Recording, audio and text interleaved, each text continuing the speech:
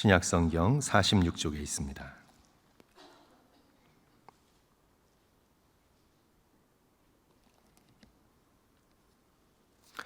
그들이 먹을 때에 예수께서 떡을 가지사 축복하시고 떼어 제자들에게 주시며 이르시되 받아서 먹으라, 이것은 내 몸이니라 하시고, 또 잔을 가지사 감사 기도하시고 그들에게 주시며 이르시되 너희가 다 이것을 마시라.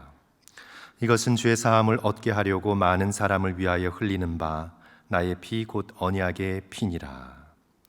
그러나 너희에게 이르노니 내가 포도나무에서 난 것을 이제부터 내 아버지의 나라에서 새 것으로 너희와 함께 마시는 날까지 마시지 아니하리라 하시니라.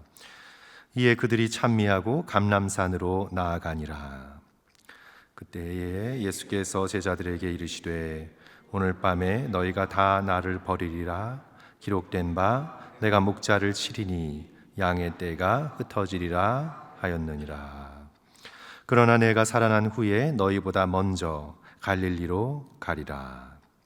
베드로가 대답하여 이르되 모두 주를 버릴지라도 나는 결코 버리지 않겠나이다. 예수께서 이르시되 내가 진실로 내게 이르노니 오늘 밤 닭 울기 전에 내가 3번 나를 부인하리라. 같이 읽습니다. 베드로가 이르되 내가 주와 함께 죽을지언정 주를 부인하지 않겠나이다 하고 모든 제자도 그와 같이 말하니라. 아멘. 저는 예수 그리스도께서 살과 피를 떼어 나눠주시는 유월절 성만찬을 묵상할 때마다 1972년 안데스 샘막에서 조난당한 이들의 생존기가 늘 생각이 납니다. 그래서 제가 몇 년 전에 성도들과 함께 나눴던 이야기인데요, 1972년 10월 13일 우루과이 럭비팀이 비행기를 타고 칠레 산티아고로 가다가 강한 눈폭풍을 만나서 비행기가 안데스 산맥에 추락하게 됩니다. 탑승자 45명 중에서 29명이 죽고 16명이 그래도 구조되는데요, 이제 추락한 지 72일이 지나서 구조가 됩니다. 원래는 더 살아 있었는데 이 눈이 많이 쌓인 그런 산맥에 추락했기 때문에 추락하면서 비행기가 완전히 다 파괴되지는 않은 것 같아요. 그래서 원래는 더 살아 있었는데 이제 추위와 배고픔으로 한 사람씩 한 사람씩 죽어가지요. 음식도 없이 약 한 12,000피 되는 추운 곳에서 나머지 16명이 어떻게 살아남을 수 있었을까? 이제 그 비밀이 오랜 동안 공개되지 않다가 수십 년이 지난 후에 비로소 일반에게 공개됩니다. 먼저 죽은 친구들의 인육을 먹은 것입니다. 구조될 가망이 없어지고 눈이 녹을 때까지, 그 여름 때까지 버티자면 얼어 죽은 친구의 살을 베어 먹는 그런 수밖에는 아무런 방법이 없었습니다. 깊은 죄의식에도 불구하고 생존을 위해 날카로운 유리 조각으로 살을 베어서 손에 들고 그것을 씹어 먹습니다. 결국은 눈이 녹을 때까지 이들은 버티게 되었고 원정대를 꾸려서 100km까지 행군하면서 드디어 이들이 구조되죠. 비행기 추락에 72일이 지나서 조난되었는데도 불구하고 16명이나 생존하는 기적 같은 일이 일어난 것입니다. 이제 후에 구조된 호세라는 사람이 중년이 넘은 나이에, 한 20년 훨씬 넘은 나이에 그가 이렇게 고백을 합니다. 저는 어렸을 때 교회를 다녔지만 참된 신앙을 가지지 못했습니다. 그러나 눈 덮인 산 속에서 죽음과 싸우면서 비로소 하나님을 만나게 되었습니다. 교회에선 수없이 성찬에 참여했으나 그저 습관적으로 빵과 포도주를 받았을 뿐 그 의미가 가슴에 와 닿지는 않았습니다. 하지만 옆에서 얼어 죽은 친구의 살 조각을 손에 들었을 때 이것이 바로 예수님의 살이라는 걸 알았으며 생명이 무엇이고 십자가의 구원이 무엇인지 깨닫게 되었습니다. 그렇습니다, 성도 여러분. 예수 그리스도께서 주시는 살과 피는 추상적인 것이 아닙니다. 우리를 영원히 살게 하는 실제적인 것입니다. 자신의 손에 들린 친구의 살보다 훨씬 더 실제적인 것이 예수 그리스도의 살이고 예수 그리스도의 피입니다. 요한복음 6장 53절에서 예수께서 이렇게 말씀하십니다.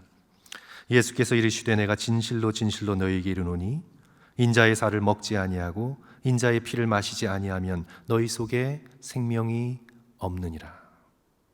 내 살을 먹고 내 피를 마시는 자는 영생을 가졌고 마지막 날에 내가 그를 다시 살리리니 내 살은 참된 양식이요 내 피는 참된 음료로다. 철학자 소크라테스는 인류에게 가르침을 주었습니다. 불교의 창시자 부처는 인간에게 각 깨달음이 무엇인지를 알려주었습니다. 이슬람의 창시자 마호멧은 코란이라는 경전을 던져주었습니다. 하지만 인류 역사상 그 어느 누구도 자신의 살과 피를 주지 않았습니다. 오직 예수 그리스도만이 당신 자신의 살과 피, 성육하신 하나님의 살과 피를 우리에게 주셨습니다. 그것을 받아 먹고 너희는 구원을 얻으라고 우리에게 말씀하셨습니다. 오늘 본문의 말씀 26절이죠. 그들이 먹을 때에 예수께서 떡을 가지사 축복하시고 떼어 제자들에게 주시며 이르시되 받아 먹으라. 받아서 먹으라. 이것은 내 몸이니라. 여기서 떼어가 강조됩니다. break, 그죠? 떼어. 빵이 찢겨져 나눠지듯 예수 그리스도의 거룩한 몸이 부서지고 나누어져서 우리에게 양식으로 주어질 것입니다. 우리가 다 받아 먹기 위하여 예수 그리스도의 거룩한 육체가 십자가에서 산산조각 날 것입니다. 또 잔을 가지고 말씀하시기를 28절 이것은 죄 사함을 얻게 하려고 많은 사람을 위하여 흘리는 바 나의 피 곧 언약의 피니라. 포도 열매를 쥐어짜서 포도즙이 나오는 것처럼 예수 그리스도의 몸이 십자가에 달림으로 십자가가 포도즙 틀이 되어서 예수 그리스도의 거룩한 보혈이 이 땅 가운데 흘려지게 됩니다.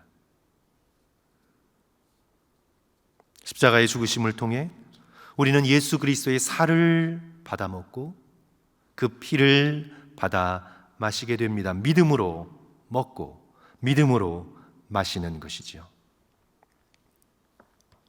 이렇게 예수 그리스도께서는 당신의 거룩한 죽음을 앞두고 제자들과 함께 유월절 성만찬을 나누신 후에 이제 30절 말씀 보십시오.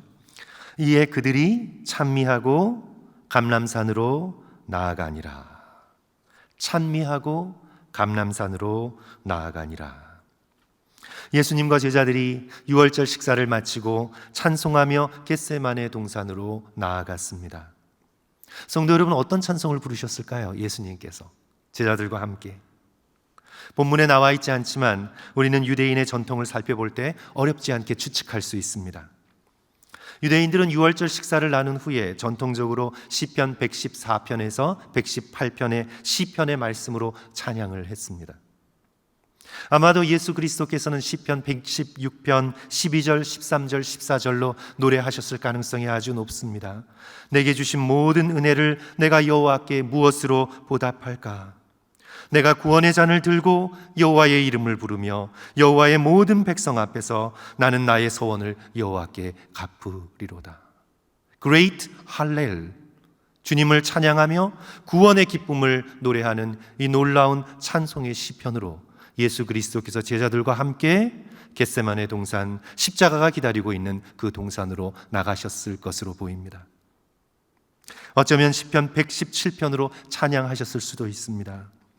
너희 모든 나라들아 여호와를 찬양하며 너희 모든 백성들아 그를 찬송할지어다. 우리에게 향하신 여호와의 인자하심이 크시고 여호와의 진실하심이 영원하심이로다. 할렐루야. 여호와께서는 구원의 잔이 되시기 위하여 당신의 피를 우리에게 주시고 구원의 양식이 되시기 위하여 당신의 살을 우리에게 주셨습니다.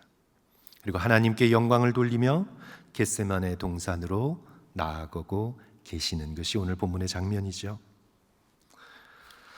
그런데 성도 여러분, 이 겟세마네 동산에서 무슨 일이 벌어지고 있습니까? 어떤 일이 기다리고 있습니까? 가롯 유다는 예수님을 배신하고, 베드로는 예수님을 부인하고, 제자들은 저마다 다 각각 도망가 흩어질 것입니다. 인간의 연약함과 죄성을 꿰뚫어 보시는 예수께서 그들의 마음을 아시기에 오늘 밤에 너희가 다 나를 버리리라 예언하십니다. 그럴 때 베드로가 나서서 무엇이라고 대답합니까?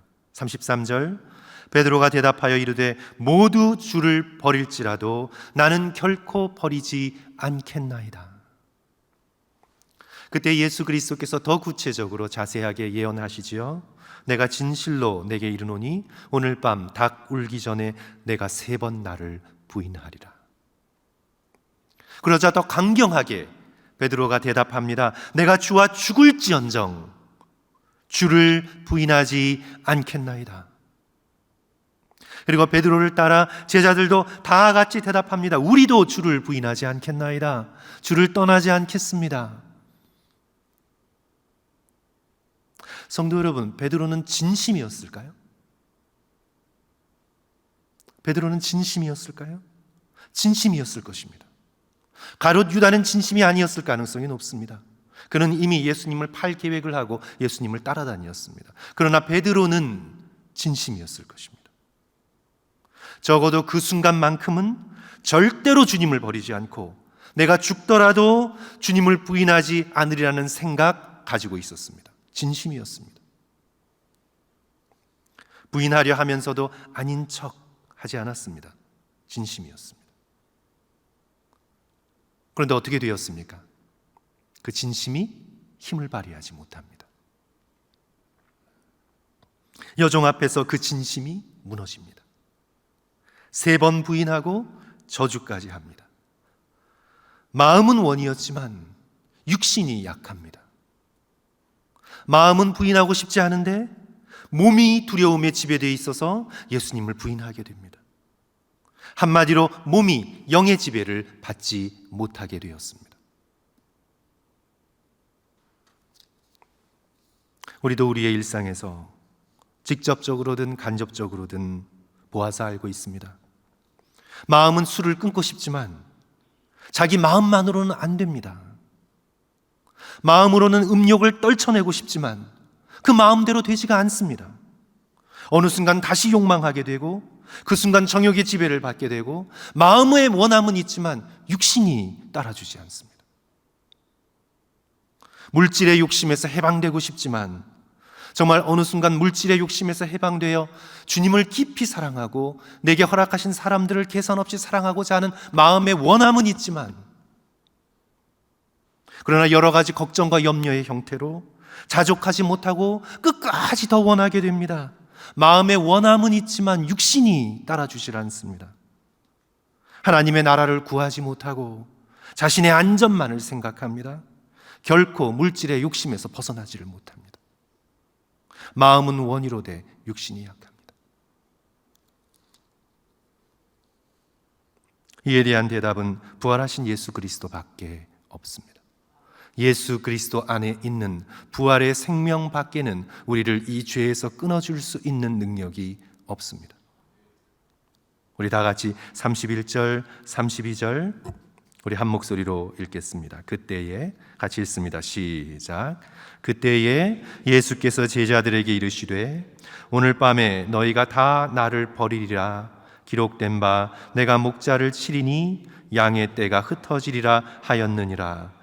그러나 내가 살아난 후에 너희보다 먼저 갈릴리로 가리라. 내가 살아난 후에 너희보다 먼저 갈릴리로 가 있을 것이다.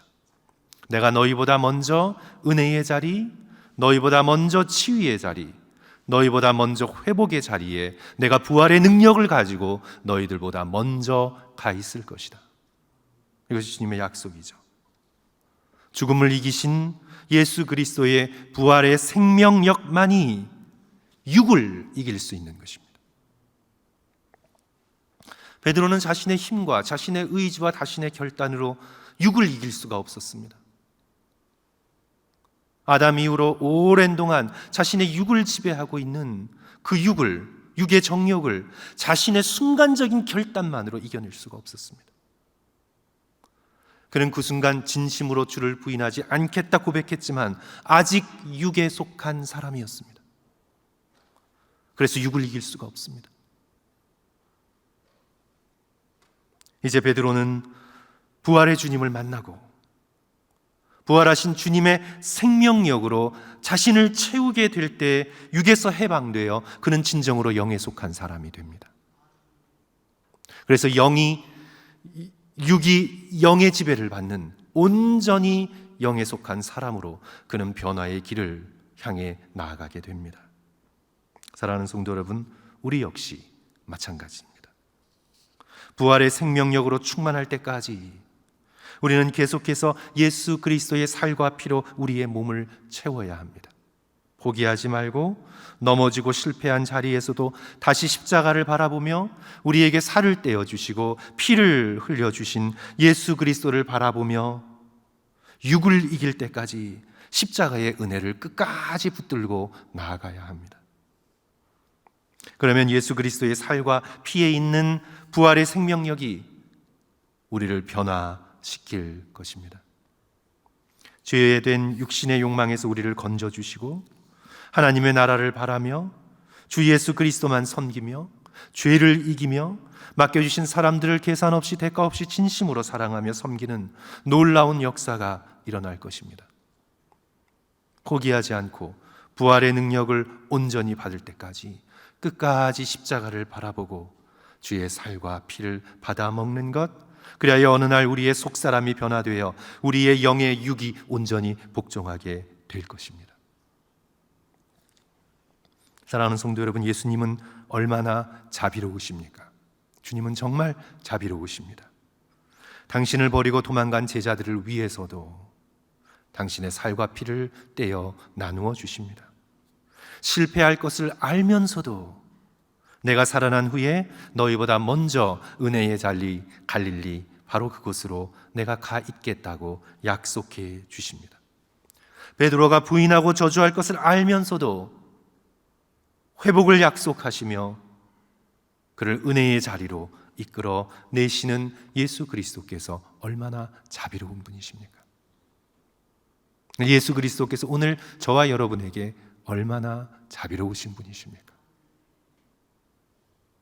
이 십자가의 사랑과 자비를 날마다 의지하시며 육적인 정욕과 믿음의 싸움을 싸워나가며 일상의 삶 속에서 예수 그리스도의 십자가를 붙들므로 주께서 허락하시는 부활의 능력으로 승리를 경험하시는 저와 성도들 되시기를 주님의 이름으로 간절히 축원합니다.